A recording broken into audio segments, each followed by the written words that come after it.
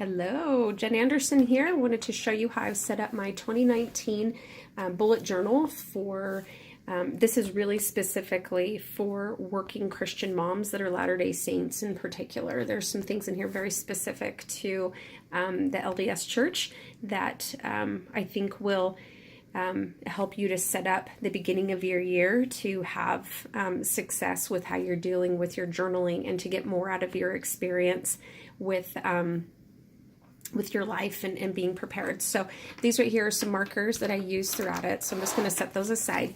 This is my first time using a Moleskine, and this kind right here is the soft cover one. So you can see it's a little bit soft here. And I have to tell you, I actually don't really love this, which is kind of a bummer because it's the very beginning. And so you would think I would just be totally in love with my journal, but I don't really care for the paper. You'll see what I'm talking about. After this one is done, I'll definitely be going back to a lectern one for sure. So I am a big fan of having quotes. And so this quote right here means a lot to me because right now I am really focusing on visualizing what I want my life to look like and focusing on the visual of what it is that I want my business to be, my family, my marriage, etc. And so when I saw this, I for sure had to make sure I put it in here. So it says, visualize this thing you want, see it, feel it, believe it, make your mental blueprint and begin. And one thing that's lovely about these journals is that if you have some washi tape, you can just cut things out. Like this was just something that was cut out. And then you can tape things like this into your journal, and it's not big and bulky, and it looks, it just adds that little pop in there. So if you have something that stands out to you, don't be afraid to use a whole page and glue something on there. It's kind of fun. So since 2011, I have done Word of the Year. This year, my word is launch, and so what I've set up here is opportunity for myself to journal about why I chose the word launch. And then what I recommend that you do is you look for evidence of your word of the year showing up. So here I have evidence of launch for January, for February, and for March. And so I've set this up ahead of time so that it's all right here in the book instead of trying to incorporate it in different places later during my journaling, but it will be all right here together. And then this is where I'll just make note of different times where the word launch shows up, where I hear it, when I see it. You know, maybe it's in a movie or a song or a scripture or a talk or something like that. So I can make note of that here. And I've done that in the past as well. And it's wonderful because then you get to see your word of the year keep showing up. So it's really kind of a beautiful thing.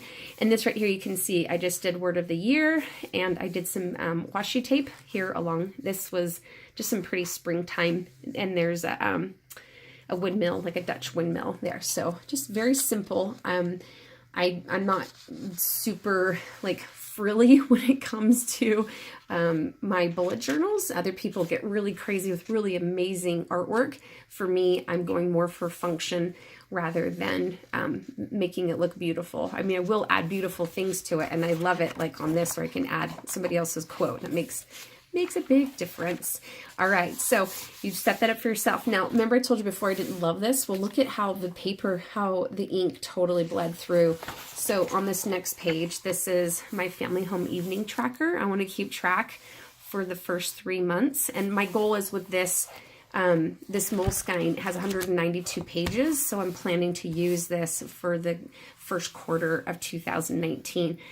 So I want to make note of what topic we covered for family home evening, and I like to see it all in one place. And to me, it's not that important to track like who does the snack and who does the song and the prayer. Like that's not so important to me. I'm more interested in just seeing overview of what topics it is that we cover for family home evening. And again, here's just some fun, simple little banner stickers that I popped on here along the top just to add a little bit of jazz to it. And then I am a big fan of the family that plays together stays together. And so I wrote that at the top here, and then I found some basic calendar that I printed off and cut it out and then glued it in here. I prefer doing this instead of using the ruler and the dots and whatever to map out the whole month. Some people are really big on doing that. I've tried doing that last year and it was such a pain. And then I kept messing up and I would forget things like, like 1, 2, 3, 4. This has 5 weeks in it, and sometimes in some months there's just 6 weeks, so I'd mess up. So I was like, okay, never mind. I'm just going to just print it off. So my idea for this one is to keep track of what is the play that we're doing together. What I mean by that is, like, are we going to a movie together? Do we go out to dinner together? Do we go to the park together? Do we do some kind of service together? Whatever it is. So this is an opportunity for me to make note of what we're doing together as a family. And I don't feel like I need a bunch of space. I'm just going to indicate little things, like we invited neighbors over for a family dinner at our house or something like that. So it'll just be quick little notes, because I don't think that the play is going to be substantial stuff that I'm going to put on every single day. And if that's the case, no problem. You can just always glue in an extra page as well, but I think this will be sufficient. And then here's February and March, and you can see I've already predated everything, and it's all ready to go. And so, and it works out, to me, it works out really well. And I like keeping things thematically the same. So you can see all of January, February, March for the playtime, it all is the same. It's got the same pink color, and so it goes together. Then the next thing I like to keep track of are the cards that I mail, as well as the cards that I receive. And the reason why I like to do this is that I am a big fan of gratitude journaling and expressing gratitude to people. Ever since I was a child, I have been encouraged by my family members to mail thank you notes to people, and I have seen what a huge difference it can make in my life and in the life of other people. So I decided to make sure to continue to keep track of that. And so for this Q1, quarter one of 2019, I wanted to keep it all together. So I've got January, February, and March. And so and then I wanted to make a note for the cards that I receive from people too. And so, and you might say, oh, you've given a lot more space to sending compared to receiving. I do, but that's just typically because I know for myself, I mail a lot more cards than I actually receive. But I like to keep my thank you notes. I actually have a thank you note box where I keep those, but I just thought it'd be kind of fun to write down who I was receiving them from. And you can see I've got some cute little like little letters up here.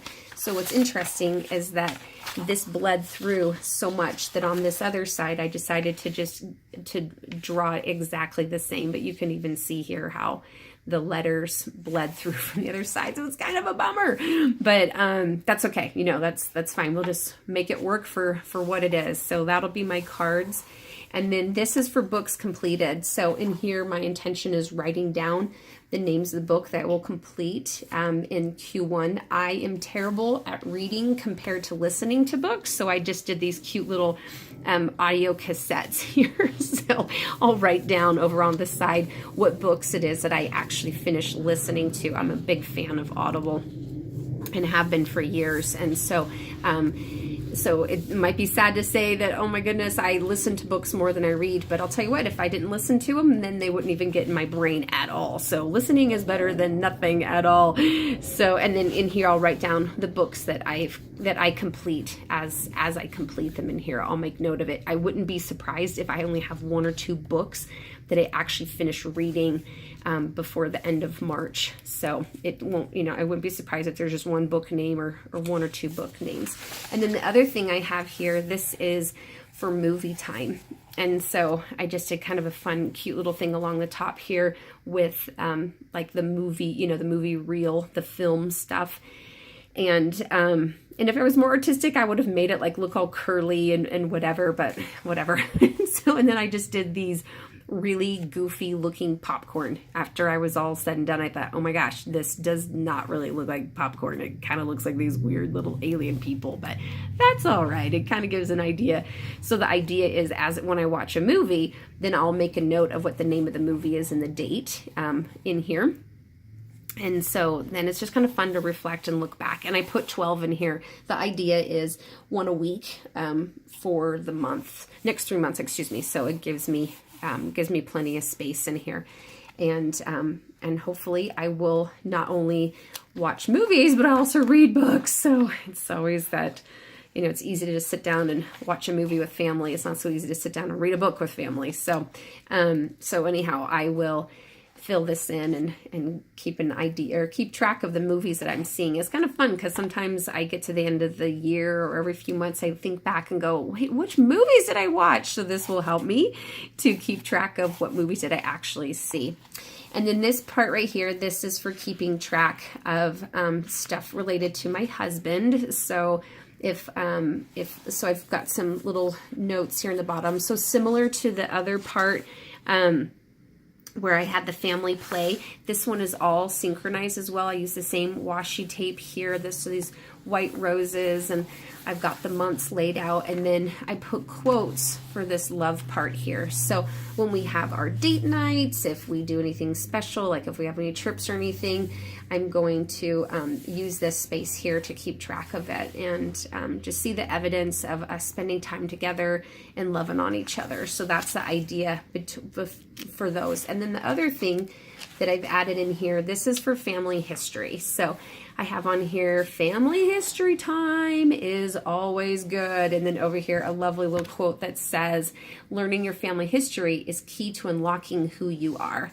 And so the idea is over the next 3 months to keep track of, am I actually doing some family history? So I didn't want to put like a calendar, like this previous one here. I just wanted to leave it open so that I can keep track of, am I actually doing family history over the next few months? And this is important to me because I'm really feeling like I need to connect with my ancestors more, and I want to make this a priority. So I wanted to designate some space. Now I do have a totally separate notebook that I use for when I'm actually doing family history, because there's lots of notes and things that you take. And so I didn't want to put that inside of my bullet journal. This is supposed to be more of a recap and a journaling experience. I didn't want to turn this into like a scrapbook note or scrap note type thing, right? So that's why I just wanted to make sure I give myself some space here. And then past this, the rest of the year, or the rest of the next 3 months of using this is going to be for my personal scripture study, for my temple attendance, for when I'm fasting, when I go to church, etc. So once I have some more examples of those, I will make another video to show what those look like. But for now, I just wanted to show you how I've set up my 2019 bullet journal. And I encourage you to do this for yourself too, because it feels so great now to have all of stuff in place. And to be able to keep track of it all. And it makes a big difference. So that way you can see how you're progressing and how you're growing your discipleship. So those are some thoughts for you. In the comments, make a note and let me know if you have any thoughts or anything in here that really stood out to you that you like, or if you have any suggestions. I always love that. All right, you guys, take care. And remember always that God has a message for you. So listen up and awake and pay attention to when he's talking to you. All right. Take care, everybody. I'll see you again.